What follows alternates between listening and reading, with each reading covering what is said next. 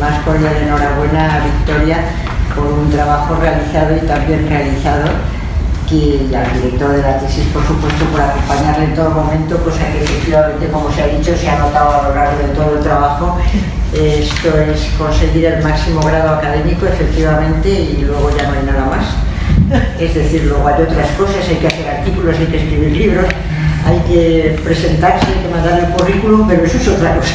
El grado académico este es el máximo y eso siempre es un día que hay que celebrar muy profundamente, y hay que felicitar a la doctoranda en este caso, pero no solo a ella, sino también a su director y también a la familia, que suele ser de los que están trabajando constantemente y están sufriendo aquello de no puedo porque tengo que hacer la tesis, y ahora eso se acaba, ahora empieza no puedo porque tengo que escribir artículos, pero bueno, cambia y eso tranquiliza mucho, ¿no? Y también enhorabuena pues a nuestra unidad docente de filosofía moral y política y social, que bueno, siempre gana muchísimos puntos cuando se hacen tesis como estas, ¿no? Porque al fin y al cabo lo bueno de la universidad es el trabajo de las gentes que se han formado en ella, y eso a nosotros nos nutre y lo agradecemos muy profundamente. Enhorabuena y muchas gracias.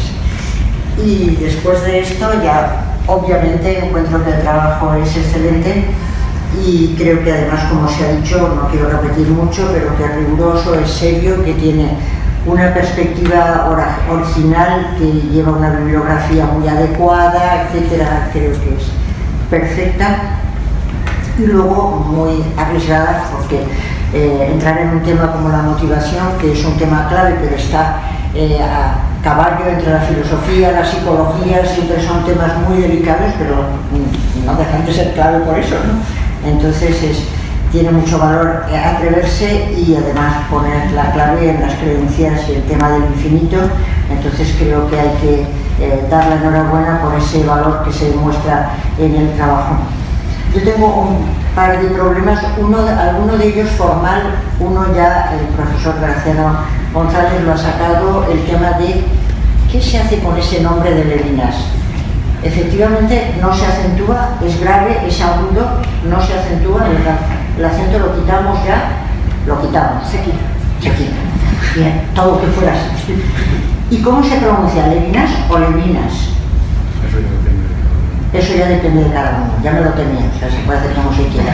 Yo a veces oigo gente que dice Levinas, otros te dicen Levinas, cuando tú me acabas de decir Levinas, entonces se pronuncia como se quiere. Bien, ya tenemos ese tema aclarado, que no era muy importante.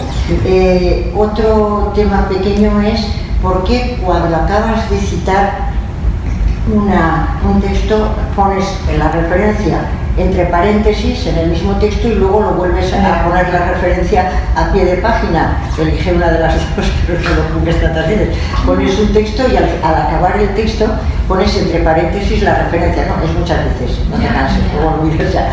Y luego lo vuelves a poner a pie de página. Bueno, déjalo a pie de página y no lo pongas en el texto y no pasa nada. Esas son dos cositas pequeñas que no tienen la menor importancia. Luego, en lo que sí quería entrar es no es el momento de una discusión, haremos un seminario, haremos lo que sea, ahora no es el momento, pero sí que quería entrar en un punto nada más que me parece muy relevante y que efectivamente, después de la brillantísima intervención de nuestra profesora, que dice que no habla bien castellano, pero habla mucho mejor que muchos de nosotros, obviamente, y de Graciano hemos dado todos en la página 28-29, que yo también la tenía subrayada con verdecito, con lo cual quiero decir que allí había un punto que era un punto de interés. En esa página, decías, en la página 28, apoyándonos en la formulación de la humanidad, el imperativo categórico pone en evidencia que el tipo de acción moral implica a su vez que el otro sea fin razón de mi acción, porque la ley moral no es solo la limitación de los fines contingentes que podemos perseguir, sino es también la expresión de un fin necesario, fin de la cita. Y luego, en los apartaditos, con ello pretendemos dejar señalado, a veces y a veces se dice que el humano está dado en la persona del otro. No, en la persona del otro y en la mía. Y claro, la formulación del imperativo categórico es obra de tal manera que trates a la humanidad tanto en tu persona como en la del otro. O sea, entonces claro, el tema es la humanidad en mi persona y en la del otro. La cuestión no es el otro en primera instancia, la cuestión es la humanidad, que es la que tiene dignidad y no un simple precio en donde quiera que se encuentre. Mi conocimiento de Levinas es muy escaso, y en cuanto empieza con la cábala todavía es más escaso, porque empiezo a no entender nada y no me gusta eso. Pero bueno, creo que a Levinas no le gusta mucho esto de que se hable de la humanidad, porque hay que ir a lo concreto, hay que ir al otro. Entonces, claro, Kant va a la humanidad, en principio, eso es lo que hay. Entonces, cuando habla de la humanidad, mi persona llena de cualquier otro, eso tiene muchas consecuencias. La primera de ellas, en la metafísica de las costumbres, o la que tratas muy bien, continuamente, Kant dice que la clave del deber moral es la autoobligación. El que no tiene capacidad de obligarse a sí mismo, ni siquiera a atender a otros, no tiene vida moral. Porque la autoobligación es clave, yo me tengo que obligar a mí mismo también a atender a otros. Y si alguien no tiene capacidad de autoobligación, no tiene vida moral, no tiene conciencia del deber, no tiene ninguna conciencia. En ese sentido, creo yo que es por lo que, en primer lugar, Kant habla de unos deberes, de los que Levinas supongo que no habla demasiado, que son los deberes para consigo mismo. Toda la tradición de los deberes para consigo mismo, que en Kant es muy importante. Tenemos deberes para con nosotros mismos. Y a mí me gustó mucho encontrar hace muy poco en Darwin que él decía, siguiendo a Kant, que los deberes para consigo mismos son ese tipo de deberes que distinguen también a las naciones civilizadas de los pueblos incultos, porque las culturas civilizadas también tienen deberes consigo mismos. A la gente le da vergüenza, se autoavergüenza de haber mentido o se autoavergüenza de haberse corrompido, aunque nadie se entere. Entonces lo que el señalamiento a mí me gustó mucho es propio de la civilización el tener vergüenza, aunque nadie se entere, de mis propias malas actuaciones. Con lo cual el mundo kantiano es de esa autoobligación en el que yo tengo deberes conmigo y precisamente por eso tengo deberes con todos aquellos otros que tienen dignidad y no un simple precio exactamente igual que yo. Pero en ese sentido mi autoobligación creo que es la que me obliga. Y ya sería bueno que actualmente recordáramos todo el mundo eso de la obligación consigo mismo, ¿no? De la obligación de no mentir, de no defraudar, de no sé qué, aunque solo sea por poderse mirarse a la cara por la mañana en el espejo, ¿no? Que es lo que vendría a decir Kant. Bueno, pues creo que ese punto es muy importante, porque entonces se me hace muy difícil que el fin o la humanización sea el otro. El otro, claro, pero el otro conmigo mismo, es decir, la humanidad en el otro y en mí mismo, creo yo. Por eso lo pregunto.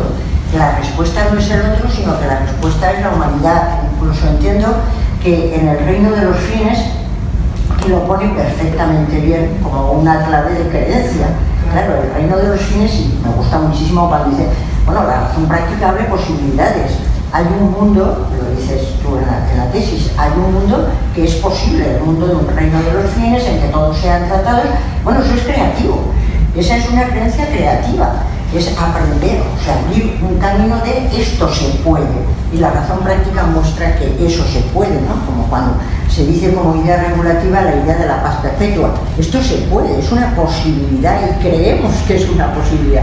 Si nos lo creemos realmente, nos empeñaremos en la tarea de realizarlo. Entonces yo lo entiendo por ahí la propuesta que hace. Pero incluso el reino de los fines no es un reino de seres que se relacionan intersubjetivamente, entiendo yo, sino que es un reino en el que nos damos leyes comunes y en las que tratamos de que todos puedan realizar sus fines subjetivos y que puedan llegar a alcanzar la felicidad y todas sus metas, pero me da la sensación de que no es un mundo relacional, en principio, como de intersubjetividad, sino me parece que es un mundo en el que es posible negociar, contratar para conseguir que a todo el mundo se le respete, pero faltaría, a mi juicio, el tema del reconocimiento, el reconocimiento intersubjetivo entre los dos sujetos. No sé, a lo mejor no, pero por eso pregunto, porque tengo la oportunidad y así me puede contestar la experta, ¿no? Y eso es lo que a mí de Levinas me suele gustar poco, y es que está muy bien que el otro sea en principio el que parece que toma la iniciativa por el que hay que ser responsivo y hay que hacerle caso, pero bueno, ¿y yo por qué no? Es decir, creo que tendría que haber una relación mutua, y el universo levinasiano me parece excesivamente unilateral en ese sentido. Creo que es importante la relación mutua. Mi pregunta es ¿cómo articulamos ahí a Kant en todo este asunto y cómo le hacemos llegar al reconocimiento mutuo de tal manera que el otro efectivamente sea el motor, pero la dignidad de mi persona también, tendría que ser los dos, ¿no? ¿O no? No, sí. Bien. Por favor. Bueno, acabo diciendo que mi más cordial felicitación, mi más cordial enhorabuena, y a seguir adelante, que es de lo que se trata, que para eso estamos. Bueno, muchísimas gracias por sus comentarios. Sí, yo creo que, bueno, yo estaría de acuerdo, y por supuesto, hacia allá dirigí la investigación, en que ese mundo del reconocimiento mutuo, digamos, del reconocimiento, es un mundo por el que uno se pregunta mucho, ¿no? Cuando hace la lectura de la ética kantiana, ¿no? Y yo creo que aquí quizás lo que pasa es que el principio, el principio es distinto en los dos autores, porque yo creo que en Levinas no se trata de que desaparece el yo, por decirlo de alguna manera, o que el sujeto no cuente, sino que al sujeto se le llega desde el otro. Y yo creo que eso no tiene un sentido o no deriva en una hipoteca del yo, sino que al contrario, esa vulnerabilidad lo que hace es poner el peso en la relación con el otro, y al poner el peso en la relación con el otro, incluso Levinas habla de la sustitución, pero es una sustitución que yo lo señalo en la tesis, no es una hipoteca, no es que el yo pierde, sino que el yo gana una responsabilidad desde donde se identifica, y la identidad es posterior a esa responsabilidad. Entonces uno podría decir, ¿pero qué quiere decir esto? Que primero es el otro y luego el yo. Primero es el otro y luego es el yo, en esa eticidad, lo cual no es lo mismo que decir que primero es el otro y luego yo en términos morales, porque es que estamos en dos niveles distintos. Lo que pasa es que el yo y el otro en términos morales van a adquirir digamos, yo voy a estar dispuesto a las razones morales sobre mi dignidad y sobre la dignidad del otro desde esa vulnerabilidad, desde ese sentimiento de vergüenza fundamental, que es el que me vincula con el otro a un nivel, digamos, afectivo, por ponerle un calificativo, y que despierta mi disposición a las razones morales. Entonces yo creo que el otro no, el yo no desaparece, por supuesto el otro no desaparece, de eso estamos seguros, pero el yo tampoco, porque incluso muchas veces la lectura de la sustitución levinasiana se descarta en dos frases, como diciendo, pero bueno, ¿cómo que el otro me sustituye? Si yo soy yo y el otro es el otro, ¿y cómo voy a desaparecer yo? Pero es que no es que el otro desaparece, lo que pasa es que no se ha convertido todavía en sujeto, cuando ya está siendo responsable por el otro, y eso constituye una subjetividad donde la conciencia moral es ineludible. Entonces, yo creo que a la larga el otro me sustituye para constituirme moralmente, el otro me sustituye para darle solidez a mi conciencia moral, el otro me sustituye, y sí, es verdad que eso tiene un sentido peyorativo en nuestra vida cotidiana. Esto de la cosa empieza por el otro, un momentito, nada empieza por el otro, las cosas empiezan por mí. Pero es que yo creo, y claro, y yo en este sentido, por supuesto, por eso recurrí a Levinas, porque yo creo que la vulnerabilidad ante el otro es fundamental para estar abierto a él, para mirarlo, como dice, lo ponen en evidencia los epígrafes de la tesis. En estos días, leyendo un libro sobre el bullying, por cierto, en esas derivas pedagógicas, una de las cosas que decía la chica que había sufrido acoso escolar cuando era pequeña, era que una de las cosas que ella estaba segura era que ella la conocían porque ni siquiera la miraban. Y yo decía, oye, qué llamativo esto. Es que cuando te miran, tu presencia es ineludible, aun independientemente de la respuesta que, como decía el profesor Graciano González, pueda yo dar luego, independientemente de la respuesta que yo moralmente pueda dar. Pero ahí hay una responsabilidad que se despierta en el mirar, en el rostro del otro, y que está ahí, aunque mi conciencia moral, digamos, esté formada, deformada, o coloque yo un imperativo, o esas deformaciones del imperativo categórico de las cuales Kant no es culpable, de las que habla Hannah Arendt, por ejemplo, en sus libros en ese libro de Eichmann, en Jerusalén, digamos, yo puedo poner en el lugar del imperativo una cantidad de cosas, y sin embargo, que por supuesto están mal, pero digamos, podemos equivocarnos. Y sin embargo, esa responsabilidad va a estar allí desde el planteamiento de la liberación. Entonces yo creo que el yo no desaparece, sino que se constituye desde otro. No, yo no he dicho que desapareciera. Sí, sí.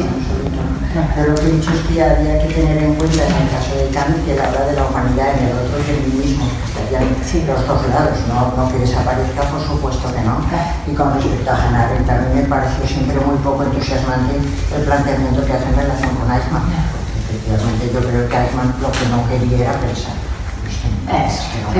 Sí. Bueno, y además, dado el contexto, pues no entiendo. Bueno, muchísimas gracias por la brillante intervención, y tienen la palabra los doctores presentes en la sala, empezando por el director del trabajo. Pues aunque sea brevemente, quisiera decir dos cosas. Primero, agradecimiento a cada uno de los miembros del tribunal que no solo han aceptado hacer los informes, sino venir e intervenir de esa manera tan brillante, tan completa, y se han tomado tan en serio la lectura y la valoración crítica de esta tesis. Por lo tanto, agradecimiento personal y profesional. Y en segundo lugar, resaltar algo que ha quedado de nuevo de manifiesto y quisiera decir, y es que estamos, en el caso de Victoria, ante una persona, parece que pueda resultar raro, que piensa. No es habitual. La tesis es una tesis experimento, investigadora, y es su talante, y eso quisiera resaltarlo. No es de erudición, sino de inquisición, de inquietud filosófica, y ha quedado de manifiesto también en toda su exposición. Es una persona que casi habría que decir que es una filósofa en marcha continuamente, y yo creo que es un honor para nuestro programa de doctorado haber contado con una tesis de este calibre. Solamente para felicitar, no conozco mucho a Levinas, la S es sorda, ¿no? Levinas. Nosotros tenemos problemas con el apellido. Digo lo mismo que Habermas, es igual. Igual. Es hijo de... Que conozco poco, pero sí he apreciado la manera exquisita de la redacción. Las cosas que se dicen están muy bien pensadas, están muy bien organizadas en las divisiones de la organización. Y solo quisiera una cosa que se me ha ocurrido ahora, que es muy importante en relación con la problemática del otro. Si no lo han leído, lean Patria de Fernando Aramburu, sobre la necesidad de ver,